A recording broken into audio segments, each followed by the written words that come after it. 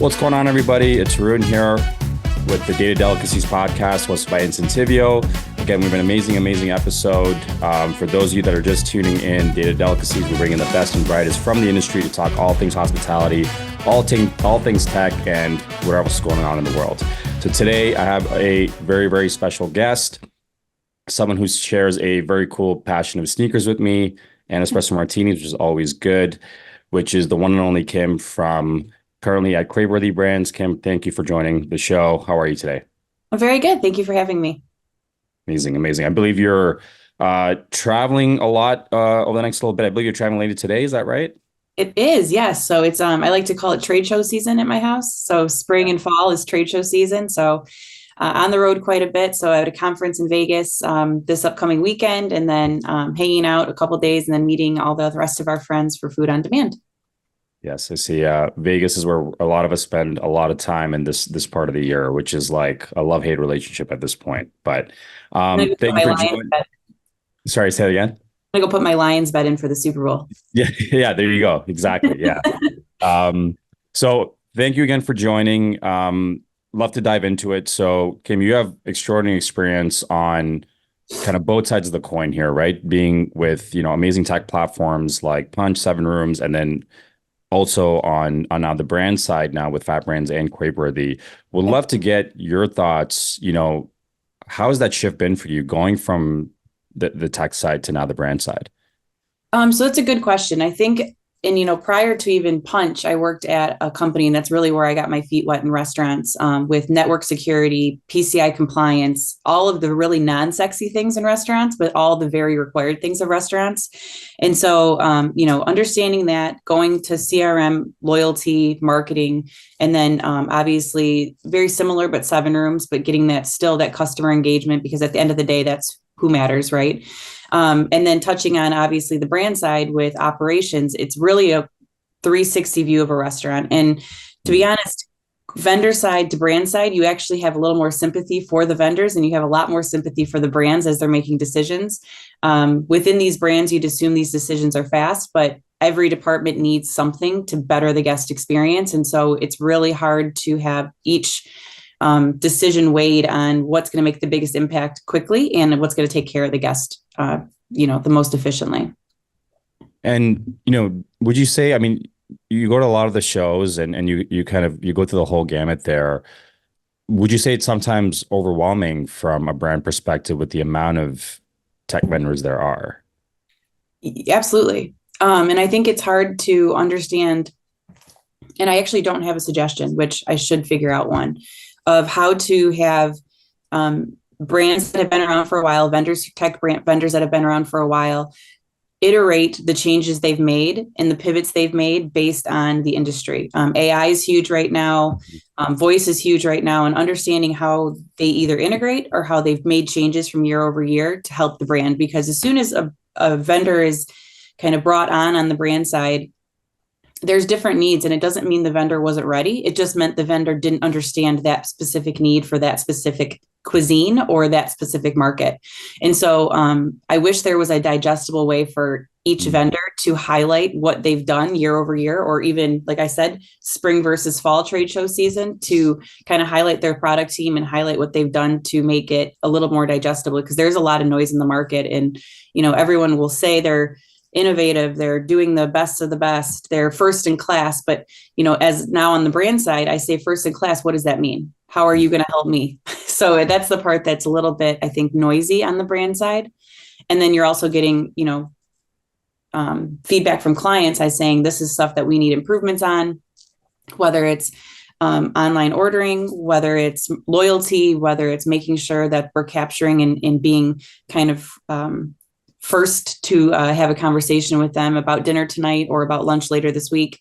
Right. Something that's super important. And they also get bombarded with everyone who's doing the same thing. So it's how do we differentiate ourselves to be that kind of first top of mind?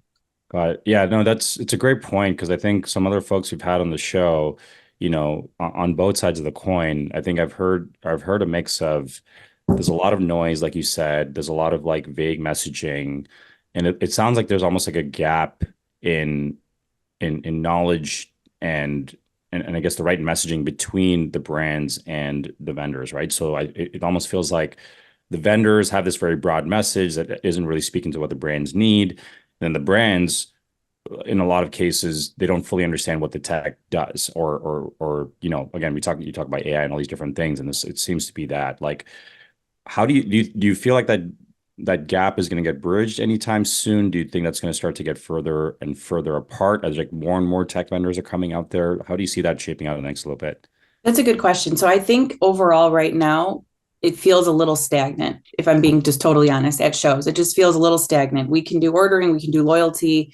Everyone is creating kind of a one-stop shop, which is good and bad. And coming from the vendor side, I can sell that all day. Coming from the vendor side, I can say why that's bad.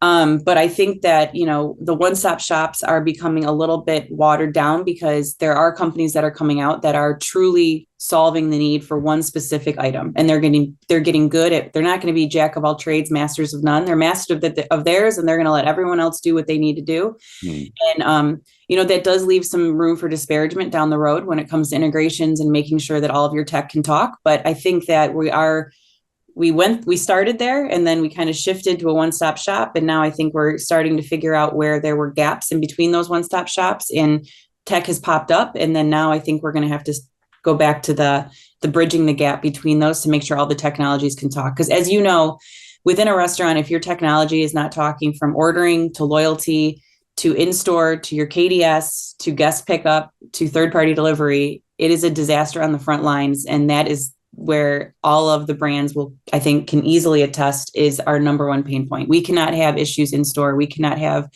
our frontline team be frustrated because up top we made a decision, and then our guests and our frontline team are affected. Yeah, and I think you have different concepts as well under Craveworthy, and even at Fat Brands, multiple different concepts. So I'm sure that the one size fits all approach, in terms of your tech stack, that probably varies between the different brands, right? Like something that works for maybe a quick service place versus like something that's more drive through or whatever that looks like. You're probably having to go quite deep and understand exactly what that is before you go out to market. Absolutely. And there's, our intention at Craveworthy is we're acquiring brands. So we're acquiring decisions they've made pre-Craveworthy. Our intentions is to streamline as much tech stack as possible. Obviously, economies of scale, obviously support.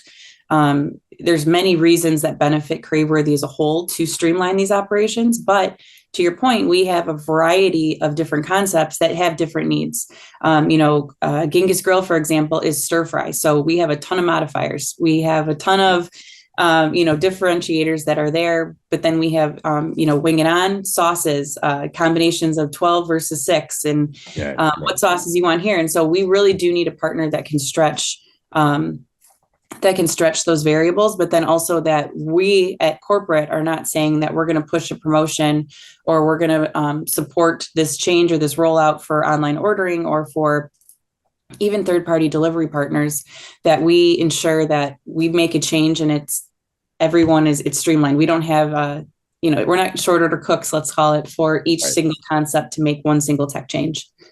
Got it. And then, as you go to some of these shows, is it a mix of just kind of like seeing what's out there in the market, kind of going deeper with some of the partners you have? Like, how much of it is exploratory? Because I find that when I go to shows now, it's almost like 4 to 5 different new companies pop up that I haven't seen before. And that's even in a span of a month. And I know that NRA, I love to go walk down, I guess what they call like Startup Alley or Innovation Alley, where you see like, 8 or 12 more of these, right? So how much of it is that? So for me, I love, and I think this is the sympathy side that I said earlier, is that, one of my intentions is to be a very kind brand side person. So I don't want to overcommit and then not see, but I also don't want to overcommit and get any sales rep excited that, I had a good conversation with Kim from Craveworthy and we're going to move forward. So I think it's beneficial to start the conversation by saying, I've never seen what you guys do. I'm just curious. This is not even on the roadmap for this year, but I'm intrigued by what you guys are doing and I'd love to learn more. So I think that sets it up a little bit easier, but at the same time, it is always interesting to see what people are doing. And, it is up to the vendors to lead with the problems they're solving versus saying, the buzzwords kill me. So just lead with the problem you're solving, because even if I don't tell you that's my problem and you start expressing that, you may have a foot in the door already because I haven't even thought that you guys could solve that. I'm not going to lead with all the problems we have. So you leading with, vendors leading with, we started this company to solve X, 90% of the time, I think is a better conversation than just, saying we compete against, right? Yeah. So it sounds like specificity is key when messaging to brands, because the generic messages start to get drowned out because everyone's doing the same thing. Mm-hmm. Okay. So big favorite tips there is never start a conversation with I. Okay, there you go. So dropping some gems here for everyone's listening on the vendor operator side. Take these notes down. Appreciate that. So want to jump to a topic. I mean, what we're seeing, I mean, how we currently work with Wing It On, which is one of your brands, especially around the loyalty side. But before we dive into that, what does loyalty mean to you? So loyalty means to me that a guest will engage with you one-to-one. So rather than have, I go on DoorDash or I go on Uber Eats, and I just order my favorite meal, I go right to Wing It On's website and place an order, or I engage with their app so that I know that I'm getting my personalized meal. I know there's specials and offers and LTOs that other people can't get, ordering from a third party. You target me. I currently don't have any children. So if you send me offers all the time for children's meals, that's going to be a waste of a communication. So knowing my history and that, targeting me for kids' meals, that's going to be an unengaged offer unless I'm watching my nephews. So it's just, those types of things I would say is loyalty, where it's understanding your customer and then your customer understanding the brand by saying it's beneficial for me to go one-to-one. Got it. And I guess in your own kind of personal life, is that how you resonate with loyalty programs as well? Where it's like, hey, if it's more personalized to you, you're more likely to go and further, deeper down the tiers of that loyalty program? 100%. And there's obviously different ways to do loyalty, and it's really brand specific, but it could be unlocked redeemables. It can be points earned for dollars off. It can be, specials that are happening this week. Some concepts do happy hour. So drinks are 3 to 6, you get money off. So I think those things keep you engaged. And those are the things that I would say bring people back to your concept. And there's no right way. It really is the personality of your brand that I think resonates and how to do that. And then obviously having specials that are specific just within your app, I think are super important as well, because people go there and you train your guest how to work with you. Yeah. And then, in your daily life today, what are some of the loyalty programs that you love and you feel that, hey, you almost take some of that concept and say, hey, we'd love to incorporate this into these brands because this is something that gets me going back to, XY place, whatever that is. Yeah, absolutely. So obviously I'm a big fan of Starbucks. Everyone is. They are the one I reference with happy hour. So I will, at 2:00, I'll wait till 3. They've trained me to wait till 3. So there's certain things there, but then Taco Bell does, I think, a really good job with unlocked redeemables. So you spend so much money, you unlock a new LTO for free. You get access to LTOs earlier. It makes you feel special. Wing It On does a really good job. Obviously they're, in my opinion, for people that eat inside, but I think they're more of a carry out, take home type of situation. If you're having people over on Sunday to watch the game, or, it's a casual get together on a Friday night, you can place your order. Your order's ready right on time, right through the app. You obviously get specials and discounts that way. I think those are the best ways personally that I engage with them. But yeah. Yeah. I think, I look at, we're big flyers. Like for me, it's the airplane. I use Airplan, your Delta United. Yep.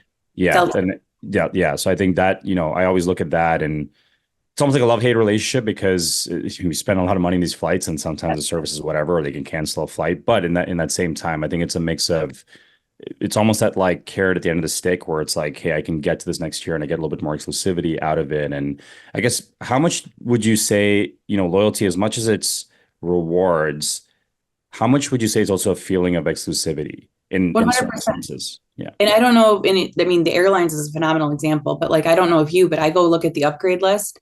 And if I'm anything past 3, I'm like, who are these people? Who are these people that are flying, that are above me, that I'm on the road all the time? And they're, what do they do differently? So I think absolutely it is. And exactly to your point, that's the reason that I will always fly Delta, even if it's, I have to leave a lot earlier or get in a lot later.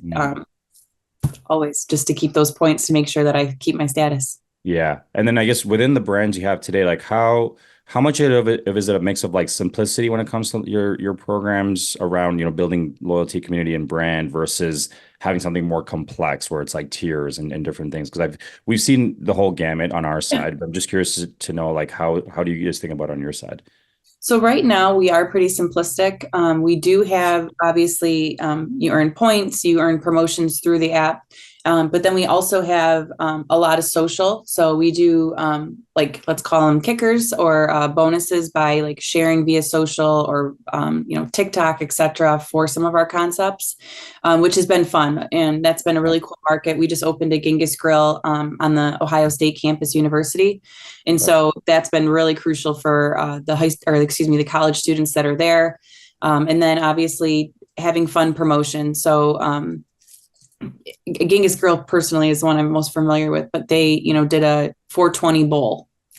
We have fun and play with different words and different things for different, dates and stuff throughout the year. And, we have fun with it, which I think is the part that people engage with better rather than just, earn a point to spend money here. So having fun little promos throughout the year, I think is beneficial. Yeah.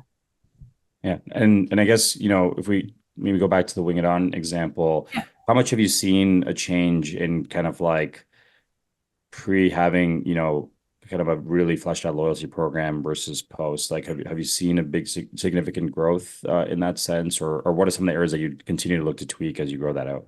So the phenomenal thing is, and obviously Wing It On is with Incentivio, but we, and don't quote me on exact numbers, but we've seen like the benefit of having a structured loyalty program is 10 out of 10. And the reason I say that is, and regardless of who you use, I mean that sincerely, but within Wing It On specifically, the structured and having someone good at what they do, we've seen a huge uptick. And I want to say it's like 15 to 16% in loyalty usage within Wing It On. But the part that is like the ugly part of loyalty is, of course, you always have to plan for the people that are going to abuse it. And those are the things that you can't micromanage. You would love to, right? But it's just simply on the brand side. And this is where I said I'm a little bit sensitive now on the brand side, where you expect people to, log in and just be watching stuff when they're really doing 19 other things, is really for, cart abandonment, people that want to abuse different email addresses to capitalize on coupons or different offers that are there to, really cannibalize revenue for the offer that is out there. So going with the structured loyalty program for that, I think is super beneficial for the brands. They can really be an extension of your team instead of just a vendor.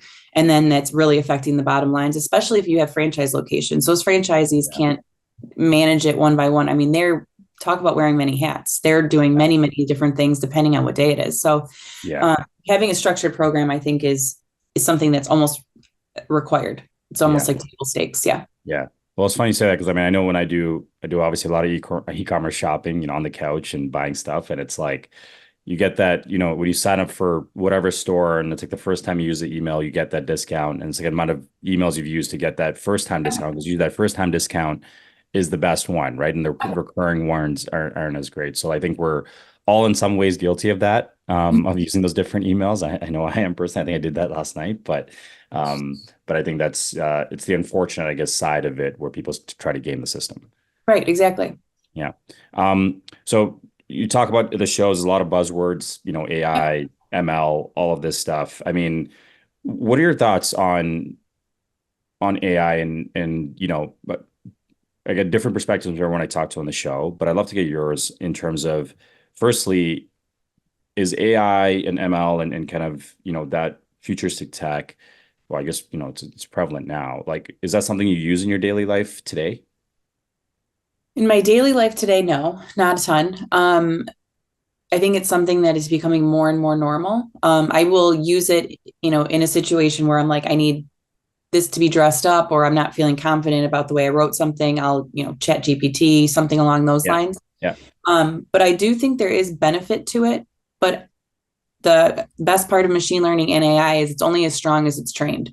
So you really need someone you need someone to make sure that it's the voice of you or it's the voice of your brand.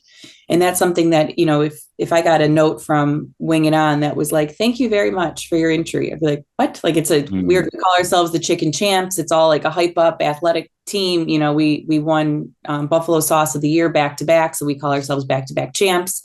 So it would be odd if I didn't get a note that said, hey, champ, sorry for this mess. We'll be back with you shortly. And it's only as good as it's trained. So I think, it's very similar to me with like too much data. So everyone can say we can pull all this data, but unless the data is actionable, it's really nice to have. But what are we going to do on the brand side with it? And then anyone that let's say engaged with that data, whether it's feedback, whether it's loyalty, and it's not used, it's just going to fall by the wayside. So I think AI can be super beneficial for order accuracy. I think it can be super beneficial for machine learning, can be super beneficial for one-to-one orders, one-to-one what people are doing within loyalty. But you just need to make sure that you're executing it correctly to make sure that it's your voice or your brand's voice so that everything seems authentic. Because otherwise it's just going to sound, I don't know if you've seen it, like when people write certain things, I'm like, that sounds very chat GPT. Doesn't sound like a person at all. And so I would be fearful on brand side if everyone just sounded super generic. Yeah. I mean, I feel like most LinkedIn posts today look like they're done with ChatGPT. But I mean, I've talked to a lot of people that use it a ton, right, for like writing emails. And Yeah. I don't know, I feel like in some cases, to your point, like, I need to dress something up, or I'm just having brain's not working well that day, need some better vocab in there. But I also, to some sense, I feel like sometimes it can take away from creativity because that's what gets the mind going of like thinking of something. And so I don't know, it's like almost speed versus function, and sometimes both of those get muddled up. It's kind of like the personalization of like the authenticity, excuse me, of really having a conversation with someone. There are several people at the show that you see that are like, oh, it's nice to see you again. And they don't remember having a conversation with you. But then there's other people that you'll see and they'll be like, how's your dog? You're like, what? Yes. You remember talking to me about that? And those are the people that you remember. And so that's my fear with going AI or machine learning, where it's not going to keep that relationship side of things, which is, I think, the most important thing in vendor or brand side, is making sure that you keep your relationships authentic. You keep, the right people in your corner, always making people feel human, whether you're selling them chicken wings or you are, selling them a loyalty ordering platform. It's really just one of those things that I think is a lot. My fear is it will become a lost art. Yeah. And, it's a great point. I think it's one of the things that I think most of the guests on the show bring up is that sense of humanization, because we almost become so dependent on tech now, right? Like, it's you see a post, you double click, like it, or you give them a thumbs up, or like to your point, you'll see someone at a show and it's like, oh, hey, like, reach out your DMs with that humanization piece. I think even on the brand side, right? Like going into a restaurant, and it's one thing to have a loyalty platform, but it's different to have the person at the counter and say, hey, would love for you to join join our community, join our brand. Here's the stuff that we're doing. And I think we've seen that the difference in really increasing that loyalty presence, rather than just saying, hey, here's a QR code, let's throw it in the bag or have it stuck up here. It's having the employees give that humanization piece. Because I look at any of the great, again, we work in an amazing industry, a lot of great people, and we do a lot of cool things. But I'd say my favorite memories, to your point, are all connected to some sort of humanization aspect of like, hey, I met these people, we had a great time, and we can like look back at it and remember, hey, remember that time that we had together and we did this, and this, right? So I think, to your point, like you can have all the tech in the world, but I think the more tech we have now, the human part becomes more prevalent. If you're not using the tech to better your humanization, it's kind of a waste of tech, in my opinion. Like I said earlier, starting all conversations with we or I want to have a conversation about you. It's about me. But if you lead a conversation with something about the other person, you get their attention. But it has to be real, right? And so I think those things are important. And then also, just focusing on, like you said, obviously the human element, but like focusing on just simple things really keep humans there. I kind of lost my train of thought halfway through, but I'm just, I can't emphasize enough the little touches I think are the most important, and that make you stand out. Yeah.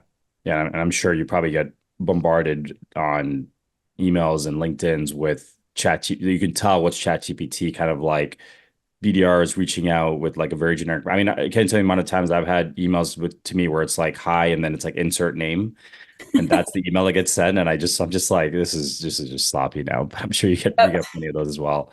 Um, as this is just kind of a more of a broader question here, but like, what are some of the trends you see, really taking shape over the next couple of years? I know you mentioned AI, you mentioned voice. It sounds like those things are here to stay. Any other things that are catching your eye from personal or the brand side that you think are going to stick around for the next like 12 to 18 months?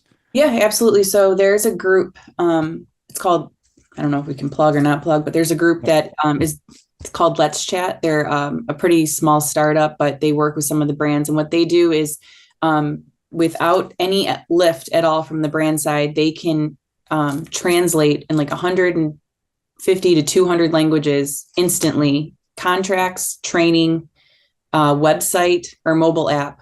That would be, so your consumer side, whatever their language their phone is in, that's the way your app will come up. And there's no lift from the brand side. Any of your training materials for back of house, we use Opus. We can overlay Let's Chat. And so whatever language our back of our house is for our teams that are making the food for everyone, it shouldn't necessarily always be in English. And it shouldn't always be broken English. And so they can easily just toggle down and everything translates perfectly.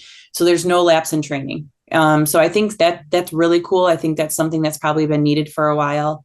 Consumer and in-house. So I think that's why I think they're so cool, is they solve a problem for both sides of the fence. And then also, of course, if you choose concepts going international, there's no lapse in things there. So I think that one's really cool. And then another thing, and this is obviously baseball season and hockey season's ending, but another one is rivalry tech, which takes basically staff out of right now, like they're in ballparks, but you can check out with your beer, your water, and a hot dog, and no one's there. You cash out and you don't even have to ring anything up. You just put it on a scale and you leave. And so I'm very simplistically simplifying that, but there's this, I think that's going to be helpful, especially because the brand side is feeling labor, right? So labor is super high, labor is super hard to find. And so I think that's something that's super interesting right now. I know there's a couple other concepts out there that are doing it, but it's just, I think those things are going to be interesting upcoming because of those problems that we're having, right? Where language has always been an issue. And so that's an easy solve, because obviously you can upload something, pay someone to translate it. But then if you update something, you got to pay someone again, and it just becomes iterative. And then obviously with labor issues, ensuring something is accurate when people are checking out on them by themselves, and then not having to pay someone to sit there. Interesting. So it's almost like the Amazon Go concept, right? We just take your stuff and go. It's interesting. I travel to the States quite a bit, and the amount of times I've seen now these robo cafes where it's just it's almost like, hey, you swipe your card and just a robot making your coffee. Do you feel that it's going to more brands, or either existing brands or up and coming brands, are going to go to that concept of like, hey, there's just no one working. You go into either it's a brick and mortar location and it's all kiosks and then all automated in the back end. Maybe there's just one person back there, or this almost like robot type of thing, instance in a wall, which I've seen quite a bit of. Like, do you think we're going to get more down that path? So to me, it's a little scary, and it touches on what you and I just talked about, right? The humanization. People still go into a restaurant and you still need to have an experience of some flavor. Even if it's someone you're going in to pick up an online order, it's someone smiling at you saying, have a great day. Do you need anything else? That's still an experience. It's still a human touch. So I struggle with that because I think they are super beneficial and they're solving problems. But do I have the answer on how we keep hospitality? I don't know. Because I think that is something that's super important. And that's still why, to your point, why there's so many great people in this industry is because hospitality is important. We care about the one-to-one relationships. We care about ensuring that people are out having a good time. I grab you a water while I'm up, and, just surrounded by good people. So keeping that authenticity. Oh my God, I can't say that word today. Authenticity. I didn't finish my coffee yet. But keeping that, but then obviously using all of the tech that we have to better that, I think, is the only way. So if we're, having machines make our coffee, still having someone there making suggestions if you don't know what coffee to order. Because sometimes you go into coffee shops and you're like, oh gosh, what is this today? And you don't know Yeah. what's special or, what they're good at. And so those are some things that I think to be determined. I think there needs a Yeah. hybrid of the both. Yeah. Yeah. I always think back when I was younger, and I think my probably like the first real experience with something like that was, they had those like, it was almost like the Coke machines, but you could choose like any flavor, right? It's like Yeah. Coke, Powerade, like all of that was in one. It was usually at the movie theaters. I remember that was like the coolest things. Like, oh, I don't have to ask this person to like do. I can make my own mix. I can make it all fun. And at the time, I thought that was the coolest. And then now I feel like as I get older, it's like I do crave that human thing. And then I'm like in my head, I'm like, maybe I'm not the target demographic. Am I like that old man that's like, you kids and your skateboards, get off my side? I don't know. It's like there's times where I feel like the convenience of it is great. Especially I think perfect example, we talked about flying. Like sometimes I go to the airport and there are cases where I have to check in my bag, right? And I'm using the machine and the machine almost never works. We have to like automate thing and whatever. Then I'm like, listen, can you just come help me do it? Yep. So versus I feel maybe the younger generation, and again, this is just me saying it, but like maybe that's the path that they prefer, and Right. where they just want something that's no human, just quick touch screen go, or I don't know. It's interesting to see where that all go. Well, and then I think it's hard because, like you said, it's trained us by them rolling out something that's perhaps, MVP. It's not fully ready for all the masses. Where I go to check my bag, it's not scanning my boarding pass, or it says gate agent, or I have golf clubs, so you still have to see a Yeah. gate agent, and then you're Yeah. just frustrated. So it's trained me just to go to the desk. Where in reality, they're trying to alleviate lines. People that can just check in their one single bag can drop it off. But I agree with you. So sometimes I think the tech has to be ready for the masses. Otherwise, they're going to train your guests and be like, oh, no, don't use that kiosk. It doesn't work. When in reality, they've done updates or they've done rollouts to fix those problems. And so I think it's, you have to be cautious when you're rolling out something new because, like you said, you're going to train you and me Yeah. that I'm like, oh, don't go to those. They don't work. Just give Yeah. it to the lady and she'll make everything happy. So I just had a conversation with a company about this when I was in Austin a couple weeks ago. So the concept of like these little robots that can deliver the food, right? So these little things you see on the sidewalk, and I can't remember in a couple of cities I've seen them, and it's like I don't know. I felt like I was in like a Black Mirror episode, but is that something that Craveworthy has potentially looked at all? Maybe on the college campuses, but then do college kids like mess around with the thing? Like, is that something that has come across your mind? Is some of those like robot delivery, little machines that go around and deliver like whatever? To be honest, we have not looked at that. And if you listen to our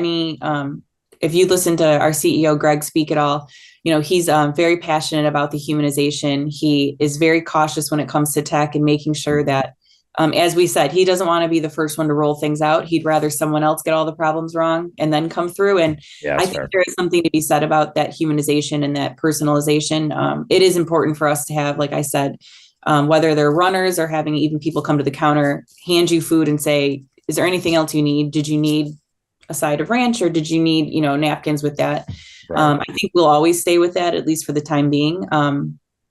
But I think it is interesting because, like you said, will people mess with them? I've even seen it at shows, like people mess with the little guys that come out, Oh but yeah. in theory, they're makes sense, save you a runner. But yeah, Yeah, yeah. Like, some TikTok trend where it's like go ride the thing while it's on the sidewalk. I don't know. There's always something, right? So it's funny because it's all these things that, as kids like we saw in movies, and then it's now becoming like a real thing, and it's like it's almost like how gimmicky is this? But I honestly think that's where, to your point, because labor is becoming so expensive, and now with traffic, right? Like they talked about the robots can use a dedicated bike lane so they can move much quicker if you're in the heart of the city. Like I live in Toronto, it's brutal to get around anywhere if you're driving. It's honestly quicker if you have a bike. So that sure it makes sense. But I don't know. It's just it's interesting to see how that all shapes out with the next little bit. But I find like all the things that I'll never forget when Face ID came out for iPhones. So many of my friends were like, "Oh, I'll never do that. They're going to get my identity, all of this stuff." And then now they all use it, like even Apple Pay, right? So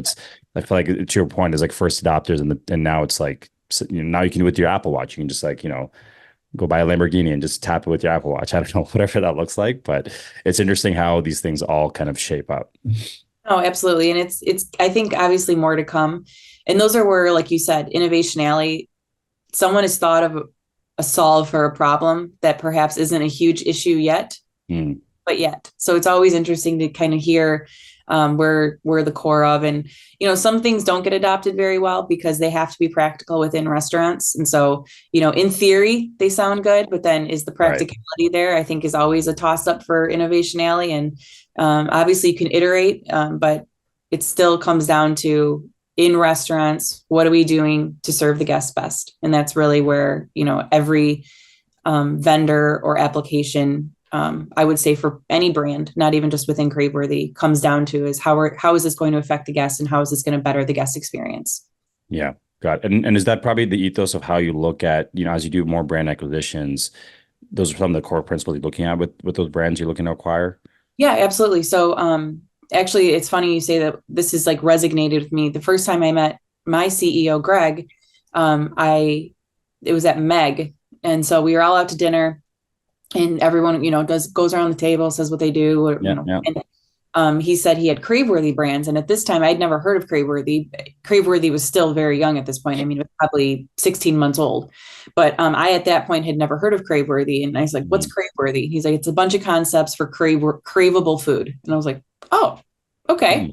But that really stuck with me. And so, we've really done a good job of the brands we've acquired. I would say the food is excellent. I mean, the food is always good, which is great. And obviously we go try it and make sure that it's consistent. But if anything of the brands we acquire, it's just maybe growing too fast, too quickly, and not having the infrastructure or not having the tech infrastructure to support scalability or, bottom line revenue, because they're only 15, 16 units. And so they need the scalability or the profit share basically of Craveworthy to come in and do that share of whether it's Cisco or any of our tech platforms. So Toast is one of our sales. Yeah. Got it. Kim, appreciate you sharing all this amazing insight. This was awesome. If it's cool, I want to finish with kind of a quick lightning round. So I'm going to throw a bunch of questions at you. Let's see what you got. So what's your current favorite cocktail of choice? Espresso martini. Love it. I knew it was a trick question. So you got it right. If you had to choose between a brunch party and a dinner party, which one are you choosing? Brunch all day. Why? I like to go to bed early. Interesting. That's the main reason, just because you want to go to bed early? You're funny because most people say dinner party, but okay. I like to go to brunch because then I can have a little bit of fun and still go home and go to bed on time. Okay, day party, then go to bed. Okay, that makes sense. What is a home cooked meal you're famous for? Pasta. Any kind of pasta. Any kind. Yes. If you choose, what's your one? Like if you should make with one meal, which one is it? So I can make it's a sausage, cream, depending on what veggies I have in the fridge. I made one last night. Nice. Okay. Where are you based out of? Detroit. What's your favorite restaurant in Detroit right now? In Detroit right now, it's Casa Pernod in Birmingham. Oh, and what type of what's your favorite dish there if someone wants to go? They have So they have cacio de pepe, which is delicious. They have 4 or 5 really good pastas they're homemade noodles, just delicious. Amazing. I drive. I got family in Ann Arbor. I drive through Detroit all the time, so I'll have to definitely check that out. And final question here is, actually, if folks want to get a hold of you, what's the best way they can reach out to you if they want to connect? Yeah, absolutely. So I try to be good at LinkedIn, but to your point, a lot of emails come in. So if you say something actionable, is if you saw you on the podcast and I have a question, or you could shoot me an email. Those are the best ways typically. My email's on my LinkedIn as well. Okay, got it. Actually, I did remember my last question. So it's actually a 2-part question. You're a big sneakerhead. Obviously, we chat about this all the time. What is your favorite pair you have right now? And then what is your grail that, hey, you win the lottery tomorrow, you're going to go buy that shoe? I told you this last week. I want those Travis Scott ones, or I want the Dior Jordans. There you go. I don't need them. I do not need them, but I want them. And then right now is my first Coach is my pair that I have that I rock right now for spring. So nice. Love it. I mean, it's a never ending thing. And yeah, it's, you told me, but everyone needs to know, right? So I know. Yeah. It's I don't need them. But. Yeah. Well, Kim, again, I can't thank you enough for joining. I know you have a crazy schedule ahead of you, but thank you for squeezing this in and sharing some of your insights. Just to recap, I think I learned a lot of stuff through this conversation. But I think, some of the things you talked about is loyalty really means that one-on-one guest engagement, which, is personalization. Kind of generic messages aren't going to fly anymore. And that also, if you take that a level up, when you have vendors talking to brands, specificity is key. Don't start with I. Right. So that's a big nugget of gold for any vendors that are listening to this. Don't start with I. The personality of your brand is super important. You gotta push that through every single time, because it sounds like, the restaurant space is becoming very, very competitive with different types of brands in different cities. And again, making people feel human, with all this tech is becoming more and more prevalent now. And that's really what stands out. I would agree. Yeah. Any last parting thoughts before we wrap up here? No, thank you so much. I appreciate it. Looking forward to seeing everyone at the upcoming shows and, keeping this space interesting. Yeah. Okay. Well, again, this was another amazing episode of Data Delicacies. Thank you all for tuning in. Kim, thank you again so much for joining. Appreciate you. Definitely see you on the road soon. Share espresso martini. For those that are interested or have any questions, you can always reach out to me directly on LinkedIn. We do have a few limited spots available for the show. If you are interested, shoot me a note. Would be happy to have you on. So until next time, peace out. Thank you very much. Thanks, Kim. Appreciate it.